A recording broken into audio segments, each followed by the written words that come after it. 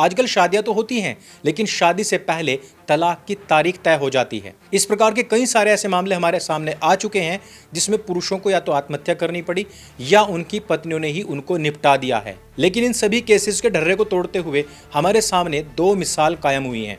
एक ऐसा मामला था जिसमें महिला बहुत पढ़ी लिखी है, जॉब करती है, 18 महीने केवल उसकी शादी को हुए और जितने महीने हुए उससे ज्यादा करोड़ रुपए उसने एलिमनी मांग ली।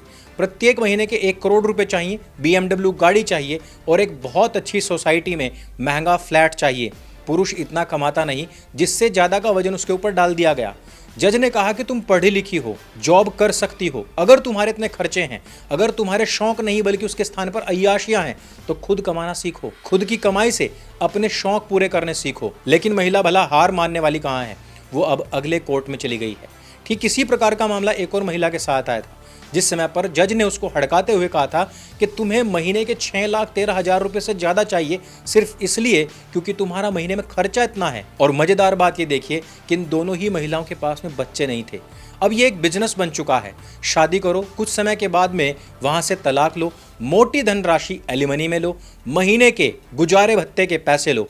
अब वो बहुत दूर के जमाने हो चुके हैं कि जब महिला के पास में 2-3 बच्चे होते थे और वो कुछ हजार में ही उन सबका पालन पोषण करने के लिए एलिमनी मांगा करती थी। आज के लिए खुला बिजनेस, खुला धंधा हो चुका है। इन्हीं सब केसेस को एकत्रित करके मैंने एक पुस्तक लिखा है जिसका नाम है मेंस लाइव्स मैटर। ये तकरीबन 375 पेज की पुस्तक है और लगभग इतना ही प्राइस हमने इसका रखा हुआ है। यदि आपकी शादी हो चुकी है, यदि होने वाली है, यदि आप भी लव अफेयर में फंसे हुए हैं, तो अपने अधिकारों को जानने के लिए और ये वायरस कहां से फैल रहा है, आपके घर तक किस प्रकार से पहुंच चुका है और इससे बचने के क्या उपाय हो सकते हैं, ये हमने सब कुछ इस पुस्तक में पुरुषों की अवेयरनेस के लिए लिखा है। अगर आपको ये पुस्तक चाहिए तो नीचे शॉप वाले बटन पर क्लिक करके खरीद सकते हैं।